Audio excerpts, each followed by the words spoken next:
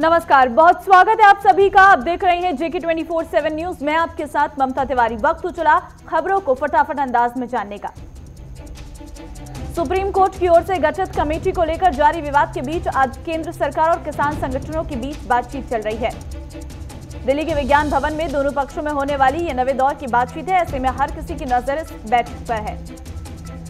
Supreme court की ओर से बनाई गई कमेटी, उनमें से एक भूपिंदर सिंह मान ने खुद को कमेटी से हटा दिया और किसानों का समर्थन किया है। वहीं दूसरी ओर किसानों के मसले पर आज कांग्रेस देश भर में हल्ला बोल कर रही है। कांग्रेस की ओर से सभी जिला हेडक्वार्टरों में जन आंदोलन के नाम पर प्रदर्शन किया जा रहा है।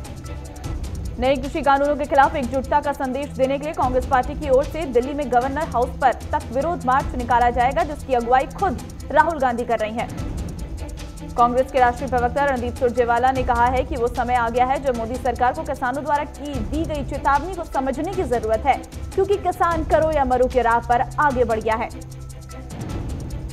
पंजाब सरकार ने केंद्र सरकार से गुजारिश की है कि वो कृषि कानूनों की वापसी को लेकर अपनी प्रतिष्ठा का मामला ना बनाए। सीएम अमरिंदर सिंह ने कहा है कि कृषि का मामला राज्य का विषय है। अन्ना हजारे ने किसानों के मुद्दे पर एक बार फिर पीएम मोदी को खत लिखा है, जिसमें अन्ना हजारे ने जनवरी के अंत में दिल्ली में भूख हड़ताल की चेतावनी दी है। भारतीय सेना आज अपना 73वां स्थापना दिवस मना रही है। इस दौरान दिल्ली के नेशनल वॉर ऑफ मेमोरियल पर देश के शहीद हुए जवानों को श्रद्धांजलि दी गई।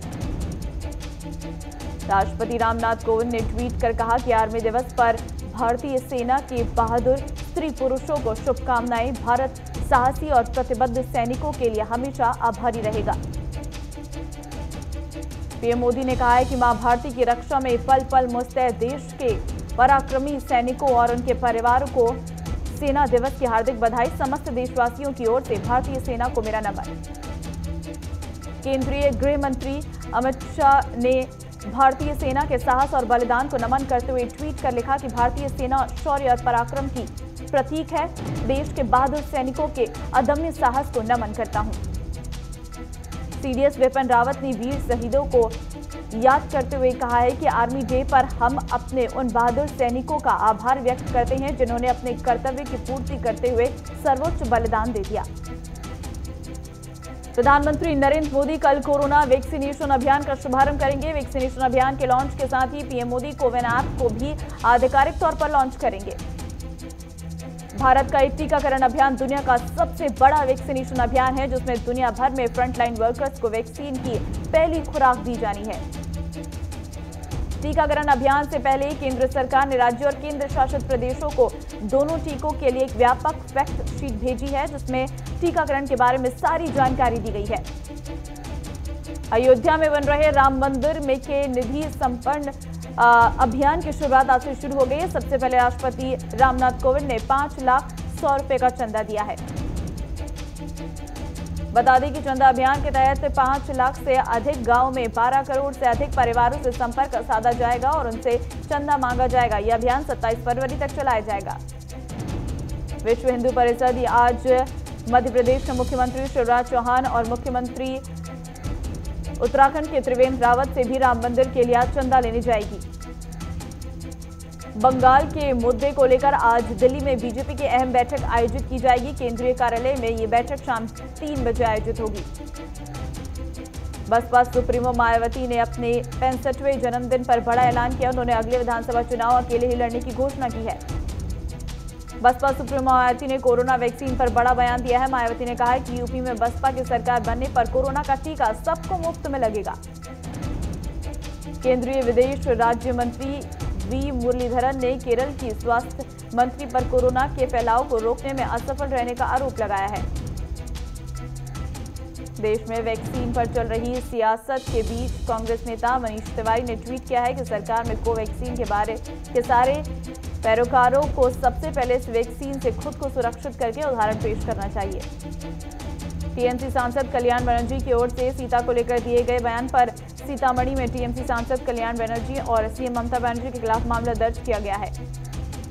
सीबीआई की टीम ने नई दिल्ली स्थित अपने ही मुख्यालय में तलाशी अभियान चलाया है। सीबीआई को अपने कुछ अधिकारी, जिसमें 2 डीएसपी भी शामिल हैं, उन पर रिश्वत लेने का शक है। राजधानी में स्पा चलाने वाले लोगों को दिल्ली हाई कोर्ट से बड़ी राहत मिली है। लॉकडाउन के बाद से ही बंद स्पा सेंटर्स को दोबारा खोलने की दिल्ली हाई कोर्ट ने इजाजत दे दी है। स्पा संचालकों को अपने यहां काम करने वाले कर्मचारियों को हर 2 हफ्ते के बाद कोरोना टेस्ट करवाना जरूरी है। इसके अलावा ग्राहकों को लिखित में देना होगा कि वो फिलहाल कोरोना से ग्रसित नहीं है। चंडीगढ़ से हिसार के लिए देश की पहली एयर टैक्सी सर्विस की शुरुआत हो चुकी है। सीएम मनोहर लाल ने चंडीगढ़ हवाई अड्डे पर उड़ान योजना के तहत हवाई टैक्सी सेवाओं का उद्घाटन किया। चंडीगढ़ से हिसार के लिए एयर टैक्सी सेवा में 4 लोग पायलट समेत सवार हो सकेंगे। ये सफर 45 मिनट का होगा। एयर टैक्सी को प्राइवेट टैक्सी के तौर पर बुक किया जा सकेगा। सीएम मनोहर लाल ने बताया कि दूसरे चरण में हिसार से देहरादून के लिए सेवाएं 18 जनवरी, जबकि तीसरे चरण में चंडीगढ़ से देहरादून और हिसार से धर्मशाला तक के लिए 2 और मार्गों को 23 जनवरी को जोड़ा जाएगा। हरियाणा सरकार की ओर से पुलिस का रिस्पांस टाइम घटाने के लिए एक बड़ी कवायद की जा रही है, जिसके तहत हरियाणा पुलिस को 630 नई गाड़ियां दी जाएंगी। नई दिल्ली रेलवे स्टेशन का रंग रूप बदलने वाला है। यात्रियों के लिए हर संभव सुविधा के साथ साथ परिवहन के विभिन्न तरीकों की मौजूदगी को समाहित करते हुए एक योजना बनाई जा रही है। RLDA रेलवे स्टेशन के पुनर्विकास के लिए 19 जनवरी तक विभिन्न देशों के निवेशकों और डेवलपर्स के लिए आभासी रोड शो कर रहा है, ताकि प्रोजेक्ट के कॉन्सेप्ट और प्रस्तावित लेन देन स्ट्रक्चर पर चर्चा की जा सके। आज से किसी भी लैंडलाइन फोन से मोबाइल पर कॉल करने के लिए पहले 0 यानी 0 का बटन दबाना अनिवार्य कर दिया गया है। राजधानी दिल्ली में पिछले कई दिनों से लगातार तापमान में गिरावट के साथ साथ घने कोहरे की चादर बिछी हुई है। आज सुबह लोधी इलाके में न्यूनतम तापमान 5 डिग्री दर्ज किया गया। वहीं दिल्ली के अलग अलग इलाकों में विजिबिलिटी 200 मीटर दर्ज की गई है। मौसम विभाग की माने तो अगले 1 से 2 दिन तक इसी तरह का मौसम दिल्ली में बना रहेगा। मौसम विभाग के मुताबिक दिल्ली एनसीआर में 19 जनवरी के बाद थोड़ी राहत मिलेगी, लेकिन गणतंत्र दिवस के आसपास बेदर्द सर्दी एक बार फिर से जान का इम्तिहान ले सकती है। मौसम विभाग ने पश्चिमी उत्तर प्रदेश से लेकर तराई इलाकों तक शीतलहर का ऑरेंज अलर्ट जारी कर दिया। इसके अलावा बाराबंकी और कानपुर में घने कोहरे का अलर्ट जारी किया है। भारी बर्फबारी के बाद श्रीनगर में पारा -7.8 डिग्री सेल्सियस पहुंच गया है। यही वजह है कि आज डल झील एकदम जम गई है। जोधपुर के पुलिस आयुक्त की कार्य योजना में सबसे पहली प्राथमिकता सीसीटीवी विजिलेंस को दी गई है। इस योजना के तहत बाजारों में सीसीटीवी कैमरे लगाए जा रहे हैं। यादगिरी में पिछले दिनों एक जोहारी की दिनदहाड़े हत्या कर दी गई थी। पुलिस ने इस मामले में हत्यारे को गिरफ्तार किया है। लुधियाना में 5वां सेवा दिवस मनाया गया। इस दौरान भारत पाकिस्तान के साथ हुई जंग के बारे में बताया गया और देशभक्ति से प्रेरित गीत भी गाए गए। बूंदी में युवा किसान जितेंद्र ने कृषि अधिकारियों को सलाह कर बागवानी शुरू कर दी है। नई तकनीक के सहारे फलों को खुद बेचकर मुनाफा कमा रही हैं। इनेलो के प्रधान महासचिव अभय सिंह चौटाला ने प्रेस कॉन्फ्रेंस कर कहा है कि 27 तारीख को विधानसभा में जाकर फिर से इस्तीफा साइन करके दूंगा। कर्नाटक के रायचूरू में कोरोना वैक्सीन को सरकार ने पहुंचा दिया है और जिला स्वास्थ्य अधिकारी ने इसकी सूचना दी है। बेंगलुरु में कांग्रेस प्रदेश अध्यक्ष DK शिव कुमार ने बीजेपी को भ्रष्ट पार्टी बताया है। बीजेपी के बागी विधायकों ने सीएम येदियुरप्पा पर घूसखोरी का आरोप लगाया है। चामराजनगर में संस्कृति विभाग ने संक्रमण त्योहार मनाया है। विधायक N महेश ने ग्रामीण संस्कृति का ढोलक बजाते हुए आनंद लिया। घरौंडा टोल प्लाजा पर किसान के धरने के बीच कुमारी शैलजा पहुंची और किसान नेताओं से बातचीत की। साहिबगंज में सोहराय पर्व पर आदिवासी युवक युवतियां झूमे। मुख्य अतिथि के रूप में साइमन मरांडी भी मौजूद रहे। एनसो के राष्ट्रीय अध्यक्ष दिग्विजय सिंह चौटाला ने कहा है कि जल्द ही एनसो की नई वेबसाइट और एप्लीकेशन को लॉन्च करेंगे। हरियाणा के उप मुख्यमंत्री दुष्यंत चौटाला ने अधिकारियों को निर्देश दिए हैं कि परीक्षाओं की तैयारी करने वाले युवाओं से लगातार संपर्क करते रहें और उनको लगन से तैयारी करने के लिए प्रोत्साहित करें। जालंधर में कैबिनेट मंत्री राजकुमार वेरका ने दावा किया है कि कांग्रेस आगामी नगर पंचायत चुनाव में सभी सीटों पर जीत हासिल करेगी। बूंदी के गांव में मंदबुद्धि विवाहिता के साथ पड़ोस में रहने वाले युवक ने दुष्कर्म किया है और मौके से फरार हो गया। परिजनों ने मामला दर्ज कराया। झज्जर में पूर्व शिक्षा मंत्री गीता भुक्कल ने कहा है कि किसान और कांग्रेस की एक ही मांग है, तीनों कृषि कानून पूरी तरीके से रद्द किए जाएं। रामगढ़ में 4 साल की बच्ची के साथ दुष्कर्म की कोशिश करने वाले युवक की महिलाओं ने धुनाई कर दी है, बाद में उसे पुलिस के हवाले कर दिया। जमशेदपुर में पुलिस ने चोरी कांड का खुलासा करते हुए 2 चोर को गिरफ्तार किया है, जिनके पास से हजारों की नकदी समेत सोने चांदी के जेवरात भी मिले हैं। जमशेदपुर सांसद विद्युत वरण महतो ने बताया है कि इस साल कोरोना के चलते टूसू मेला का आयोजन नहीं होगा। जमशेदपुर में बीजेपी नेता अभय सिंह ने लोगों को टूसू पर्व की बधाई दी है और गरीबों के बीच कपड़े, खाद्य सामग्री का वितरण किया। धौलपुर में जन्मदिन के दौरान की गई हार्श फायरिंग का वीडियो सोशल मीडिया पर वायरल हो रहा है।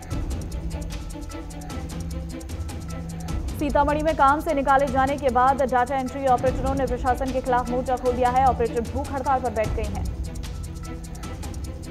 मकर संक्रांति के अवसर पर गंगा में डुबकी लगाने श्रद्धालुओं की भीड़ हर की पौड़ी पर उमड़ी। इस दौरान प्रशासन की तरफ से पूरे इंतजाम थे।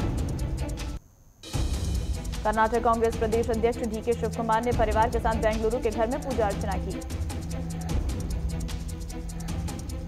फरीदाबाद में घर में दबे खजाने का झांसा देकर ठगी करने वाले 2 तांत्रिकों को पुलिस ने गिरफ्तार किया है। फरीदाबाद में केंद्रीय मंत्री कृष्णपाल गुर्जर ने कहा है कि मोदी और मनोहर की सरकार निरंतर विकास करा रही है और ये विकास लगातार जारी रहेगा। पानीपत के गांव में एक विवाहिता की संदिग्ध परिस्थिति में मौत हो गई है। परिजनों ने ससुराल वालों पर हत्या का आरोप लगाया है। जालंधर के सिविल सर्जन श्री बलवंत सिंह ने खुलासा करते हुए कहा है कि उन्हें कोरोना वैक्सीन की 16,490 खुराक मिली है। पानीपत में चोरों ने एक घर को निशाना बनाया और घर से लाखों के गहने लेकर फरार हो गया। हालांकि ये पूरा मामला सीसीटीवी में कैद हो गया। रुड़की की एक कॉलोनी में माली का शव मिलने से हड़कंप मच गया है। मौके पर पहुंची पुलिस ने शव को कब्जे में लेकर पोस्टमार्टम के लिए भेजा। हरियाणा के मुख्यमंत्री मनोहर लाल ने चंडीगढ़ एयरपोर्ट से हिसार के लिए एयर टैक्सी को हरी झंडी दिखाकर रवाना किया। शेयर मार्केट की शुरुआत गिरावट के साथ हुई है। सेंसेक्स 200 कारोबार कर रहा है और निफ्टी इंडेक्स 43.70 अंक नीचे 14,511.90 पर कारोबार कर रहा है। आरबीआई के पूर्व गवर्नर रघुराम राजन ने कहा है कि 1 अप्रैल से शुरू होने वाले वित्त वर्ष के बजट में गरीब परिवारों और छोटे और मंझोले उद्योगों को राहत देनी चाहिए। पेटीएम में यूबीएस ग्रुप $400 मिलियन का निवेश कर सकता है। रिपोर्ट के मुताबिक यूबीएस के एसेट मैनेजमेंट आर्म द्वारा पेटीएम में हिस्सेदारी खरीदने के लिए बातचीत कर रहा है। गूगल ने करीब 450 ऐप्स को अपने प्ले स्टोर से हटा दिया है। गूगल का कहना है कि ये ऐप उसकी यूजर सेफ्टी पॉलिसी का उल्लंघन कर रहा है। 2021 में भारत में सोने की मांग बढ़ने की उम्मीद है। WGC ने अपनी रिपोर्ट में बताया कि सोने की मांग और स्थिर दाम लोगों की भारत के मार्केट के लिए अनुकूल है। कोरोना संकट के बीच इंडियन ऑटो इंडस्ट्री को तगड़ा झटका लगा है। 2020 में भारत का ऑटोमोबाइल एक्सपोर्ट 18.87% गिरा है। 2021 जीप कॉम्प्लेक्स 27 जनवरी को लॉन्च होने वाली है। इसमें लोगों को 6 airbags, anti lock braking system जैसे दमदार फीचर्स मिलेंगे।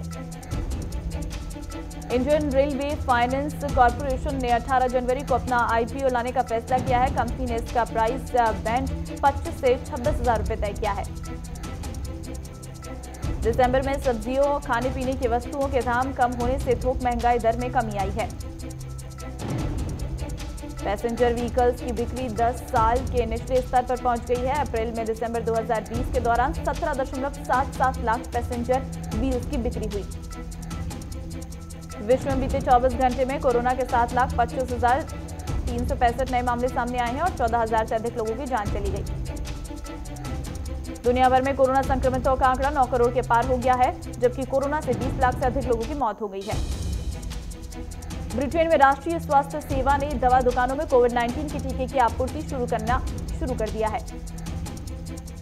ब्रिटिश वैज्ञानिकों ने दावा किया है कि कोरोना वायरस से ठीक हुए मरीज भी संक्रमण को दूसरों तक फैला सकते हैं।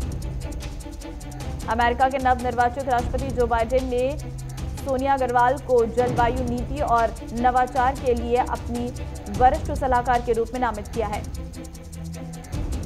ट्रंप प्रशासन ने चीन की सरकारी तेल company China national offshore oil corporation के साथ कारोबार खत्म करने की बात कही है। तुर्की के रक्षा मंत्री ने नए अमेरिकी प्रशासन से बातचीत करने और रूसी हथियार खरीदने पर लगे प्रतिबंध के निर्णय की समीक्षा करने की अपील की है। ब्रिटेन के संसद परिसर में कश्मीर पर हुई बहस में सांसदों ने के गलत तथ्य रखने पर भारत ने विरोध जताया। अमेरिका से तनाव के बीच ईरान ने ओमान की खाड़ी में नौसैन्य अभ्यास के दौरान क्रूज मिसाइल दाग दी। अमेरिका के विदेश मंत्री माइक पोम्पियो ने ईरान पर आतंकवादी संगठन अल-कायदा को शरण देने के गंभीर आरोप लगाए।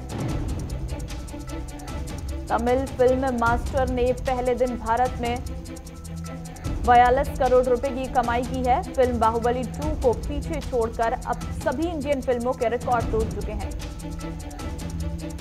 बॉलीवुड एक्टर विवेक ओबरॉय बिना वीजा के दुबई एयरपोर्ट पहुंचने पर मुसीबत में फंस गई हैं। एक्टर ने वीडियो शेयर कर पूरा किस्सा बताया।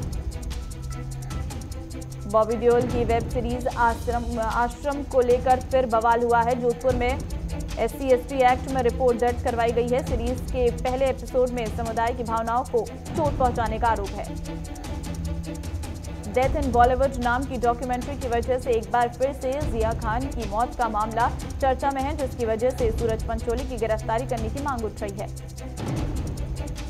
बॉलीवुड अभिनेत्री काजोल का पहला डिजिटल प्रोजेक्ट विभंगा आज रिलीज हो रहा है। नेटफ्लिक्स पर देख सकते हैं। भारत और ऑस्ट्रेलिया के बीच ब्रिस्बेन में खेले जा रहे चौथे टेस्ट में तेज गेंदबाज सैनी चोटिल होकर मैदान से बाहर हो गए हैं, जिसके बाद रोहित शर्मा ने उनका ओवर पूरा किया। भारतीय गेंदबाज टी नटराजन ने ऑस्ट्रेलिया दौरे पर वनडे और T20 के बाद टेस्ट में डेब्यू किया है। साथ ही टीम इंडिया को 10 साल बाद कोई लेफ्ट आर्म फास्ट बॉलर भी मिल गया है। पाकिस्तानी क्रिकेट टीम के कप्तान बाबर आजम के ऊपर यौन शोषण का मामला दर्ज हुआ है। लाहौर की एक अदालत ने उन पर मामला दर्ज करने का आदेश दिया है। IPL में लगातार 5 महीने से खेल रहे बुमराह चोट के कारण ऑस्ट्रेलिया के खिलाफ ब्रिस्बेन में चौथे टेस्ट खेल नहीं पाए हैं। गौतम गंभीर ने कहा है कि इंग्लैंड की सीरीज में आराम की जरूरत है। रोहित शर्मा ने हैरतअंगेज कैच पकड़कर फिटनेस पर उंगली उठाने वालों को बोलती बंद कर दी है और रोहित शर्मा ने ऐसा कैच पकड़ा जो किसी भी फील्डर के लिए आसान नहीं होता है।